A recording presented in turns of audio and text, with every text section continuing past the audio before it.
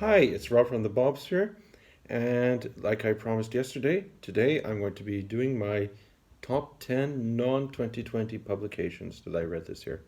So let's start. And they're all descending order 10 to 1. So, at number 10, we've got Bring Up the Bodies by Hilary Mantel. This is the second part of the trilogy that I read this year. Oh, I read the whole trilogy this year. This is the best one of the lot. It's a bit more concise, but it's also Cromwell's peak period, where he makes himself equally hated and loved by all the people in the court of Henry VIII. Usually, the film depicts Cromwell as a beast, and that does that, yes. Even though it's a kinder to him in the later novel and the previous one, Wolf Hall. This is really good. They're all really good. Now this one, I have to say the title, Our Souls at Night.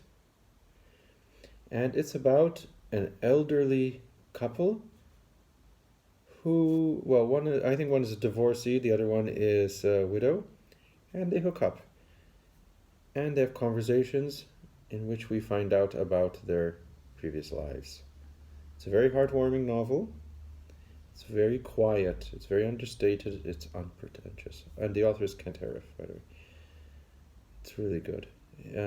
This kind of blanket of serenity will envelope you while you're reading it. Next, I only have one more Women's Prize winner left to read, and that's A Spell of Winter.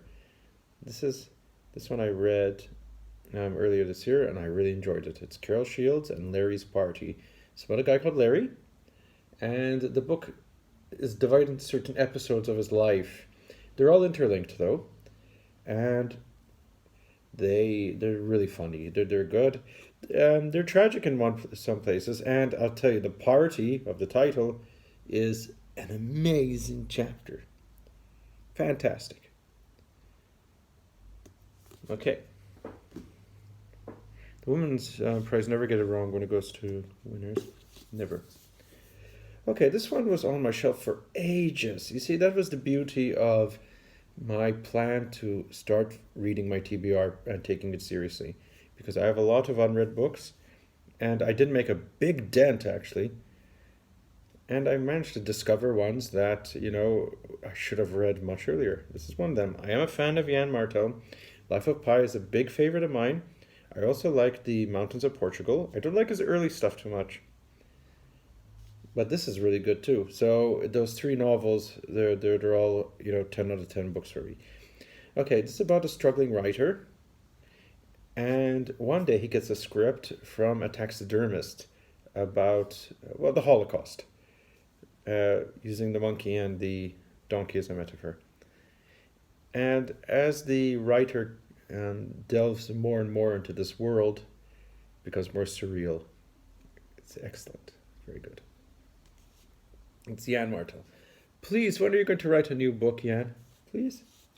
When? Okay, I'm a huge fan of dystopic fiction. People who follow my videos know that. This is a dystopian. This is The Memory Police by Yoko Ogawa. This was actually written in 1994, translated in 2019. It is absolutely brilliant. It's about an island where things are willed out of existence. So one day the government says, we don't like roses, so everyone throws roses in the river, and the next day everyone forgets. But there are people who have very good memories, and these are a threat to the state. The main protagonist is keeping one, hidden from the memory police. That's all I'll say. It's got an ambiguous ending, but I love those. It's more a criticism about politics, more than the story itself. Okay, Reproduction by Ian Williams. You have never read a book like this. This is totally unique, 100%. This is about a couple, and they have families, they adopt, and then the main protagonist dies of cancer. But the book also, that sounds like, normal, but no, but the book also is like, reproduces itself. So there's the XY coupling, and then there's the normal part, and then the book gets cancer as well by repeating its lines, like the cells are doubling. And it's a book about racism, political correctness, toxic masculinity. It's done in a slang, and oh my god, this is totally unique. It won the Giller Prize last year, and it totally deserved it. There I used totally 3 times, 4 times. Yes, Reproduction, Ian Williams. Okay, this year I also got into Northern writing.